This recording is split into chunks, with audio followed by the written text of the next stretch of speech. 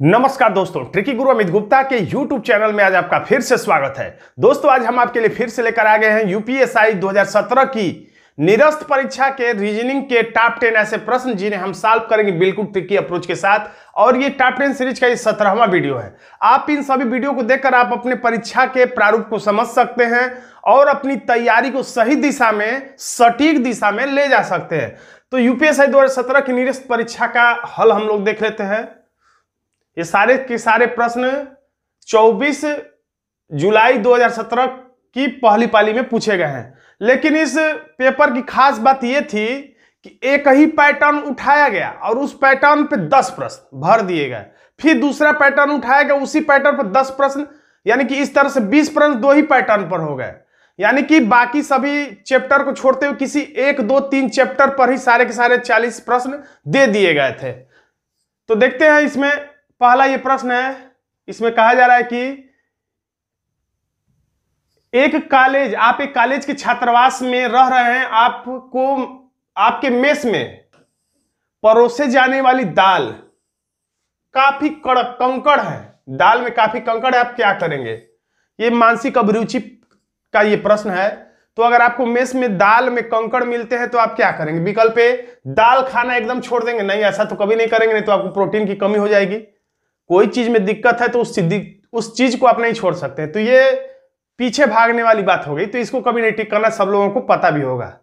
इस मामले को मेस प्रभारी के ध्यान में लाएंगे तो ये भी कुछ कुछ हद तक सही है। ये तो एकदम गलत है। रसोई, लेकिन सभी विकल्प पढ़ने के बाद ही सबसे उचित विकल्प को आपको छांटना चाहिए। रसोइये से दाल बदलने के बारे में बात करेंगे, ये भी कुछ कुछ तक चल जाएगा। अपनी दाल खरीद कर अपने कमरे में पकाएंगे, तो ये भी एकदम भागने वाली बात है कि आप को दिक्कत है तो उस दिक्कत को नो दूर करके बल्कि आप अपना पैसा खर्च करके दाल खरीदेंगे और बनाएंगे, तो ये भी गलत है। अब बी और सी में से सबसे सर्वोत्तम सही विकल्प कौन सा है? तो पहला, इस मामले को मेस प्रभारी को ध्यान में लाएंगे। सी में लिखा है रसोइये से दाल के बदलने के बारे में बात करेंगे। तो रसोइया जो होता है, जो केवल खाना बनाने से संबंधित है, वह इसके बारे में कोई आपको सटीक आप कार्रवाई इस बारे में नहीं कर सकता है, क्योंकि वो खुद ऐसा कर रहा है तो वो क्या इसके बारे में सुधार करेगा? तो हर मेस के एक प्रभारी होते हैं, तो मेस प्रभारी से का ध्यान इस ओर लाएंगे तो वो अपने स्तर से उसको दूर कर सकते हैं। तो सबसे अच्छा विकल्प बी है, क्योंकि कोई भी दिक्कत होने पर मेस प्रभारी को ही बताया जाता है, न कि डायरेक्ट आप रसोइया से बात करें। हमारा आंसर हो जाता है बी। अब अगला प्रश्न डायरेक्ट रीजनिंग से है। रमन एक कक्षा में ऊपर से 16वें, देखिए ऊपर से 16वें और नीचे से 49वें क्रम में है, उस कक्षा में कितने विद्यार्थी हैं? अब इसी टाइप के प्रश्न 10 भर दिए गए थे लाइन से। जिसका ये चैप्टर तैयार होगा उसने तो कड़क कड़क सब कर लिया होगा, लेकिन जिसका नहीं तैयार होगा उसका प्रश्न गलत भी हुआ होगा। वैसे ही आसान चैप्टर है। तो ऊपर से 16वें, नीचे से 49वें, तो ट्रिक क्या है? और पूछा क्या, उस कक्षा में कितने विद्यार्थी, यानी कि कुल कितने विद्यार्थी हैं। तो कुल संख्या जब पूछे तो ट्रिक बताया गया है प्रारंभ से स्थान, या कह सकते हैं इसको प्रश्न के हिसाब से ऊपर से स्थान, 60 में मैं लिख दे रहा हूं, ऊपर से स्थान प्लस नीचे से स्थान, और ट्रिक में है -1। तो ऊपर से स्थान क्या है? 16वां, और प्लस नीचे से स्थान क्या है? तो 49वां। इसी को हम कह सकते हैं प्रारंभ से स्थान, इसको हम लोग कह सकते हैं अंत से स्थान, और ट्रिक में है -1। यहां पर कोई चिन्ह नहीं है तो प्लस मानते हैं, तो प्लस और प्लस वाले को पहले जोड़ लीजिए, 49 और 16 को यानी जोड़ लीजिए, तो इसमें से एक ले लेंगे 50, 50 10 60 5 65, और 65 ये चिन्ह उतरा है -1, तो हमारा आंसर हो जाएगा यहाँ पे 64। तो ये लिखना नहीं है आपको परीक्षा में, ये सारा काम आप इसी पे मुजवानी की 16 और 49 को जोड़ के घटा के तुरंत बता देना। इतना सब कुछ तो करना ही नहीं है। ये तो मैं सिर्फ आपको समझाने के लिए बता रहा हूं, ताकि अगर जिसको नहीं पता वो समझ जाए। मैंने 2 प्रश्न इस चैप्टर से ले लिया है, 2-3 प्रश्न, लेकिन इसमें 10 प्रश्न थे। मनीष लड़कों की एक कतार में दोनों छोर से 18वें स्थान पर खड़ा, उस कतार में कुल कितने छात्र खड़े हैं?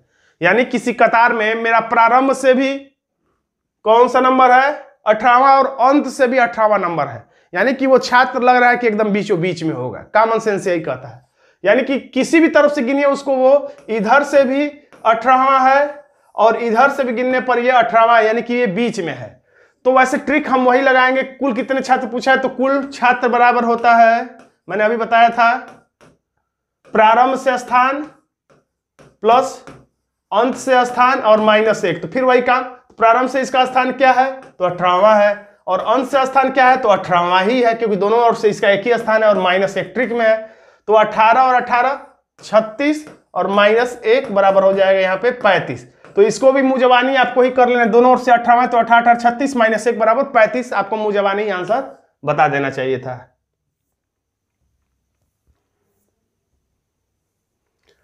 अब देखिए, और बाकी सब मैंने प्रश्नों को छोड़ दिया था, ऐसे ही 6-7 प्रश्न और थे उसी टाइप पे। तो इस पाली के एक अगला प्रश्न ये है, अब इस टाइप के भी 10 प्रश्न भर दिया गया था, पता नहीं क्या सोच है।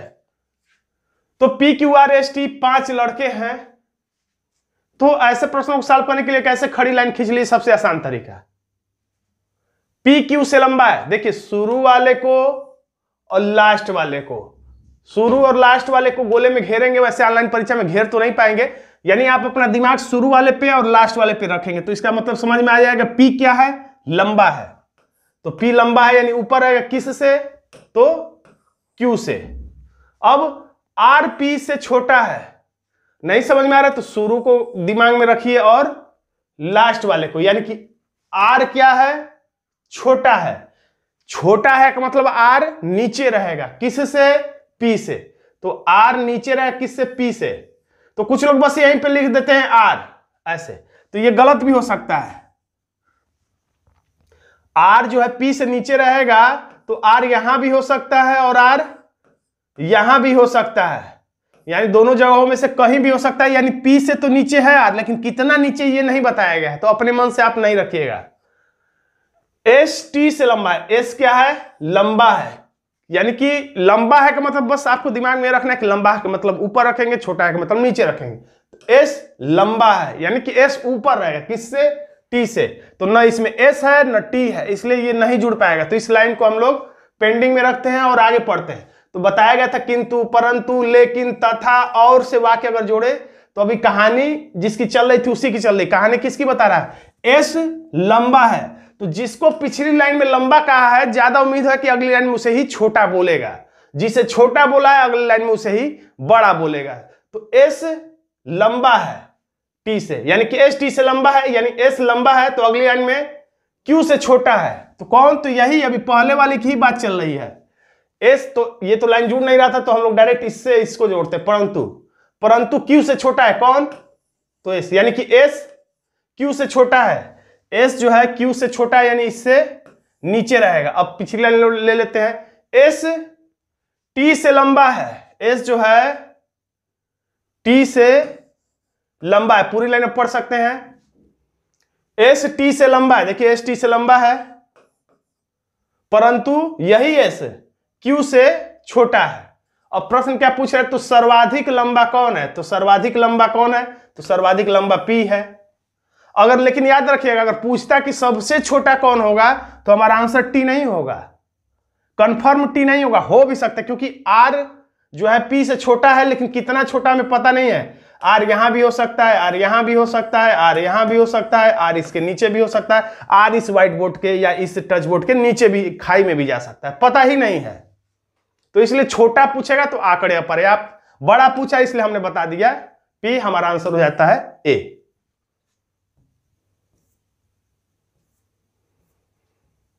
अगला प्रश्न है, फिर से मैंने बताया था कि एक ही टाइप के प्रश्न कई ले लिए गए थे, अच्छा हुआ है वो परीक्षा कैंसिल होगी किन्हीं कारणों से, इस कारण से नहीं कि कई एक ही चैप्टर से कई प्रश्न ले लिए गए, इस कारण से ये परीक्षा कैंसिल नहीं हुई थी।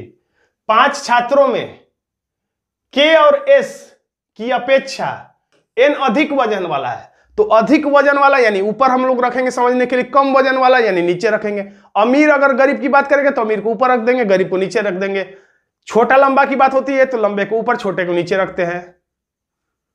तो K और S की अपेक्षा N अधिक वजन वाला, तो N को हमने ऊपर लिख दिया। K और S की अपेक्षा N अधिक वजन वाला है, देखिए N अधिक वजन वाला है। अब K और S में कौन नीचे है कौन ऊपर है हमें पता नहीं है, तो हम लोग ऐसे नहीं लिख देंगे S यहां लिख दे या एस या के यहाँ लिखे तो के यहाँ लिख दे। अब कोई एस भी ऊपर हो सकता है, के भी ऊपर हो सकता है, हमें कुछ पता नहीं है, इसीलिए हमने क्या किया है कि एस और के को अगल बगल ही लिख दिया, क्योंकि जब पता चल जाएगा तभी हम लोग इसे ऊपर नीचे करेंगे। अब अगली लाइन में लिख रहा है कि एस तथा पी की अपेक्षा ए हल्का है, एस और पी की अपेक्षा, यहां इधर लिखे ताकि समझ में आए, कह रहा है कि एस और तथा पी की अपेक्षा, एस तथा पी की अपेक्षा ए हल्का है, यानी एस और पी से जो है ए हल्का है, यानी कि नीचे रहेगा। देखिए ऊपर लाइन में कहा था के और एस की अपेक्षा, यानी कि के और एस की अपेक्षा एन अधिक वजन वाला है तो हमने ऊपर लिख दिया। फिर कह रहा है एस और पी की अपेक्षा ए हल्का है तो हमने नीचे लिख दिया। के सबसे हल्का नहीं है, और ये भी बता दिया कि के सबसे हल्का नहीं है, यानी कि के एकदम नीचे नहीं रहेगा, कंफर्म हो गया, यानी कि के यहां पर कभी हो ही नहीं सकता है। तो सबसे हल्का कौन है, तो के तो हल्का हो ही नहीं सकता है, तो अब सबसे हल्का कौन है इसमें, तो सबसे हल्का यहां पे दिख रहा है आराम से ए, हमारा आंसर हो जाता है ये विकल्प डी।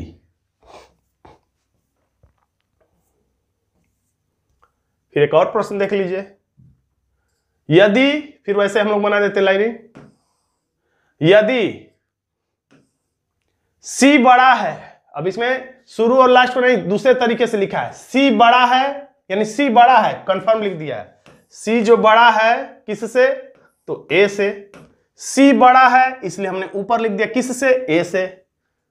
लेकिन का मतलब अब पिछली लाइन में जो लंबा या छोटा था उसी के लिए बात कहा जा रहा है, सी बड़ा था, यानी कि अगली लाइन में निश्चित रूप से इसे छोटा ही कहा जाएगा, सी बड़ा है ए से लेकिन बी से छोटा है कौन, देखिए इसी पे टिक कर लिया कर परीक्षा में रफ पे, सी बड़ा है यानी कि बात इसकी चल रही, सी बड़ा है किससे, ए से, तो अगली लाइन में अब यही इसी के लिए कहानी कही जा रही है, यानी कि पिछली लाइन में ये बड़ा है तो अगली लाइन में यही छोटा होगा, लेकिन बी से छोटा, यही सी जो है बी से छोटा है, तो बी से छोटा हो गया क्योंकि हमने बी को ऊपर बना दिया, तथा डी छोटा है, यानी कुल मिला के डी नीचे रहेगा किससे, ई से, डी छोटा है ई से, तो डी और ई में से कुछ नहीं दिख रहा है इसलिए नहीं जुड़ पा रहा है।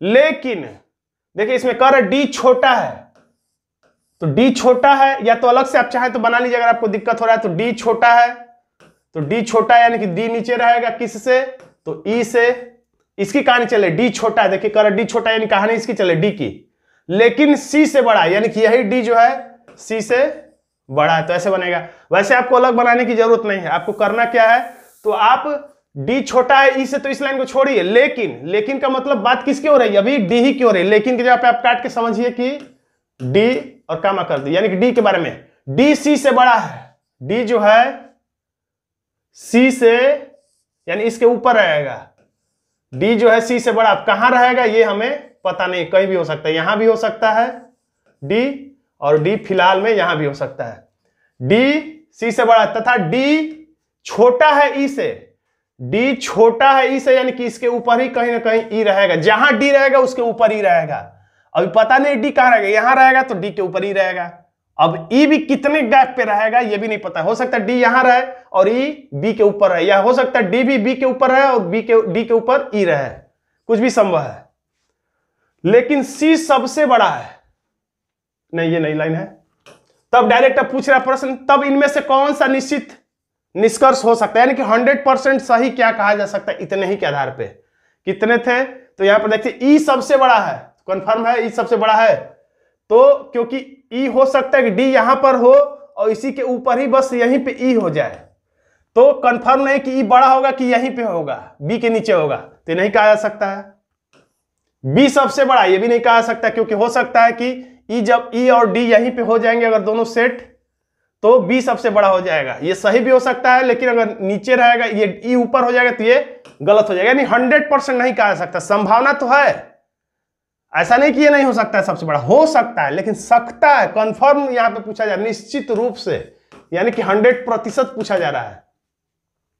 डी बड़ा है बी से, डी बड़ा है बी से नहीं, क्योंकि डी नीचे भी रह सकता है, छोटा भी हो सकता है, ये भी एकदम गलत है। ए सबसे छोटा है, तो बिल्कुल सही, एकदम आराम से नीचे पड़ा हुआ है, ए सबसे छोटा है, हमारा आंसर हो गया डी। एक और प्रश्न है लंबा छोटा मोटा पतला पे।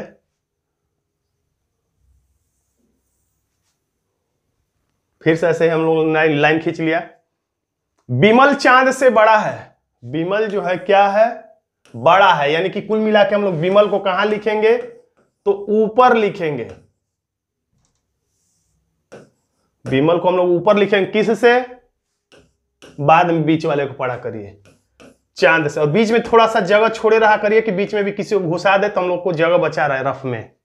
किंतु, किंतु का मतलब जो पिछली लाइन में लंबा या छोटा था, यानी जिसकी कहानी चले, विमल चांद से छोटा है, बड़ा है, यानी विमल की कहानी चल रही है, यानी इस पे आप टिक कर लिया करिए कि विमल की कहानी चल रही है। यानी अगली लाइन में किंतु के जगह पे चाहे तो विमल लिख के कामा करके आप समझ सकते हैं।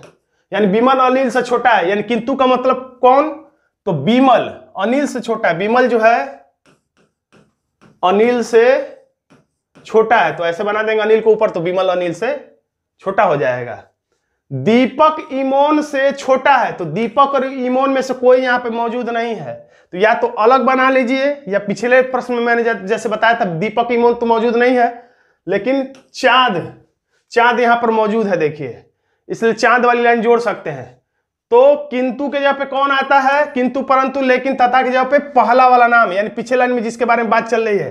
तो दीपक क्या था, छोटा था, तो यानी कि अभी वाक्य इसी के लिए कहा जा रहा है, यानी कि यहां पे किंतु की जगह पे दीपक ही हम लोग पढ़ेंगे, काटना नहीं है, परीक्षा में काट पीट नहीं पाएंगे, बस किंतु की जगह पे आप पहले कर्ता को, पहले नाम को, या पिछले वाक्य में जिसके बारे में कहानी चली उसी को यहां पे पढ़कर आगे बढ़ जाए। यानी दीपक चांद से बड़ा है, दीपक जो है चांद से बड़ा है,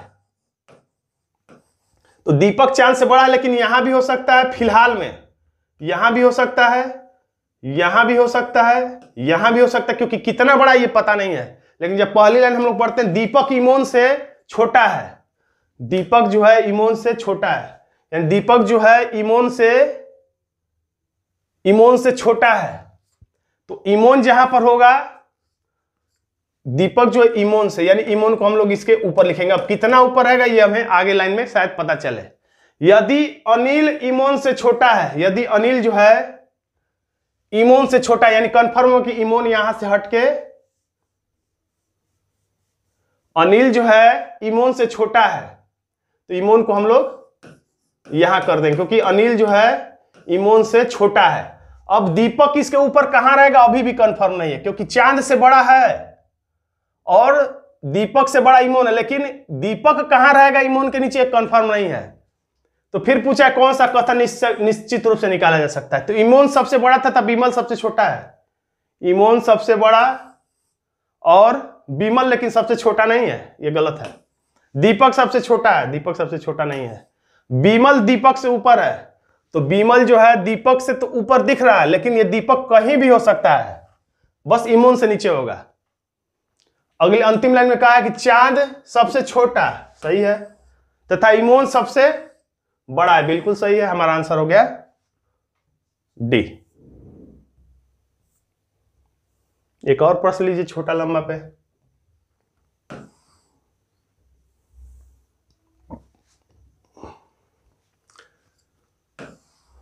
एबीसीडी वही दोस्त हैं, ए बी से छोटा है, ए जो है छोटा है, यानी ए कहां लिखेंगे हम लोग, नीचे लिखेंगे, किससे, तो बी से। पर का मतलब मैंने बताया था कौन छोटा है, तो ए, यानी कि पर के जगह पे हम लोग क्या पढ़ लेंगे परीक्षा में बिना काटे पीटे लिखे, ए, यानी ए ई से लंबा है, ए जो है ई से लंबा है, ए लंबा है यानी ऊपर आएगा किससे, ई से। सी लंबा, सी सबसे लंबा, यानी सी सबसे लंबा, यानी ऊपर लिखे गोले में घेर दिया, यानी अब इससे ऊपर कोई नहीं रहेगा। डी बी से थोड़ा छोटा है, डी जो है बी से थोड़ा छोटा है का मतलब डी जो है बी से थोड़ा सा नीचे रहेगा, डी जो है बी से थोड़ा नीचे। अब थोड़ा का परिभाषा क्या है, थोड़ा सा का मतलब एक दिन भी हो सकता है, थोड़ा का मतलब एक महीना भी, थोड़ा का मतलब एक साल भी, थोड़ा का मतलब कुछ भी हो सकता है। सबके लिए थोड़ा का मतलब कहता है कोई कि मुझे बस थोड़ा सा खाना दे दीजिए, तो थोड़ा का मतलब किसी के लिए 2 रोटी भी होता है, थोड़ा का मतलब किसी के लिए 10 रोटी भी होता है। तो जो डी है बी से थोड़ा नीचे है, यानी कि यहां भी हो सकता है डी और थोड़ा का मतलब इसका कुछ भी हो सकता है, यहां तक चला सकता है, हो सकता है 20 साल छोटा, बस वो कोई कहे कि बस थोड़ा सा छोटा है, सबके कहने का तरीका अलग होता है। डी बी से थोड़ा छोटा है, पर का मतलब इसके लिए कहानी चली, यानी यहां पर डी यही आ जाए क्योंकि डी ही छोटा है। देखिए डी छोटा है यानी अगली लाइन में यही पर के मतलब डी। डी ए से थोड़ा लंबा है, डी जो है ए से थोड़ा लंबा है, यानी अब कंफर्म हो गया कि ए से ऊपर रहेगा, और पिछली लाइन में कहा कि बी से नीचे, यानी यहां पे रहेगा, अब कंफर्म हो गया। अब कह रहा सबसे छोटा कौन है, तो सबसे छोटा है ई, हमारा आंसर हो जाता है बी। अब इस टाइप का प्रश्न देखिए, वो टाइप तो उसमें टाइप से भी मैंने सारा प्रश्न नहीं लिया है उस मीटिंग से। अब इस टाइप के भी 10 प्रश्न भर दिए गए थे, 10 नहीं तो 8, 6, 7 भर दिए गए थे। पता नहीं किसने पेपर बनाया था। तो इसमें कुछ करना नहीं होता है, यहां पे 25 लिखा हुआ है तो मैं लिख के समझा दे रहा हूं 25, और प्लस के जगह पे क्या करना है, तो प्लस का अर्थ है माइनस, तो यहां पे हमने माइनस लिख दिया, 18 लिख दिया, ये उतार दिया मैंने। और उसके बाद माइनस को क्या कहा जाए, तो माइनस का अर्थ है भाग, तो माइनस के जगह पे हम लोग लिख दे भागे, और यहां पे उतार देते हैं हम लोग 3। अब गुड़े का क्या अर्थ है, कहां गया, तो गुड़े का अर्थ है प्लस, तो यहां पे लिख देंगे प्लस, उतार लेंगे 7। तो सबसे पहले बस इतना ही याद रखिएगा, सबसे पहले भाग जाते हैं। अगर दुश्मन आपका पीछा कर रहा है तो पहले भागिए, भागने के बाद गुड़ खाइए। या इस तरह सोचिए, फिजिकल में दौड़ते हैं, पहले दौड़ लीजिए, जब थक जाइए तब कहीं आराम से बैठ के गुड़ खाइए, पानी पीजिए। तो पहले भागना है फिर गुड़ खाना है, तो पहले भाग देना है उसके बाद गुड़ खाना है। 25, 18, 3, 7, एक छूट गया, भागा यहां पर है, तो भागा का क्या मतलब है, तो भागा का अर्थ है गुड़े, तो यहां पे हम लोग गुड़े कर लेंगे, और इसको यहां उतार लिया हमने, इसको यहां उतार लेंगे।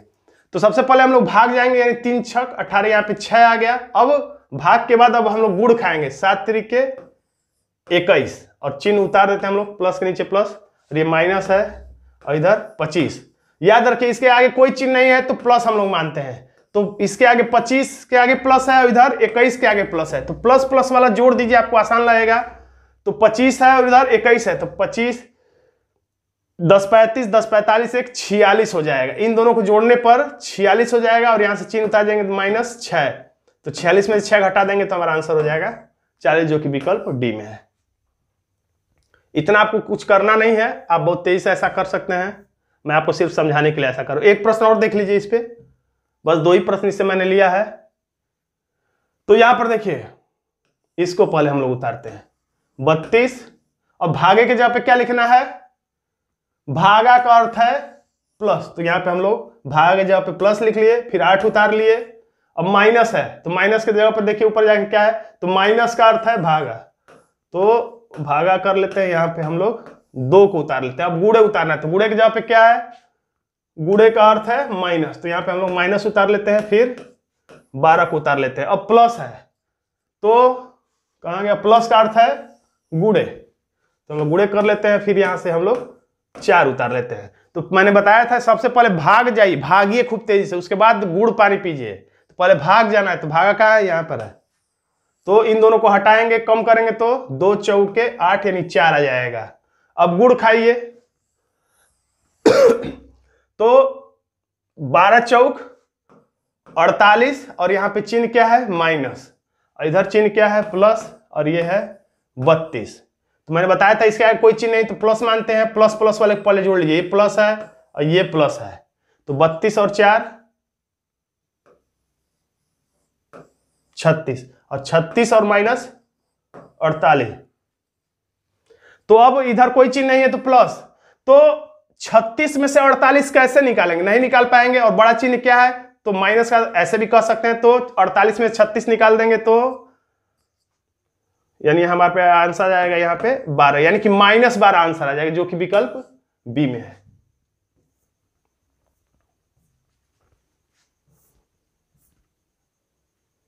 तो दोस्तों आज का ये छोटा सा वीडियो आपको कैसा लगा कमेंट बॉक्स में जरूर लिखिएगा। वीडियो अच्छा लगा तो वीडियो को लाइक कर दीजिएगा, इसे अपने दोस्तों में शेयर कर दीजिएगा, और अभी तक आपने हमारे चैनल को सब्सक्राइब नहीं किया है तो सब्सक्राइब जरूर कर लीजिएगा, क्योंकि यूपीएसआई की परीक्षा तक हम नए नए ट्रिकी वीडियो आपके लिए लाते रहेंगे। धन्यवाद दोस्तों।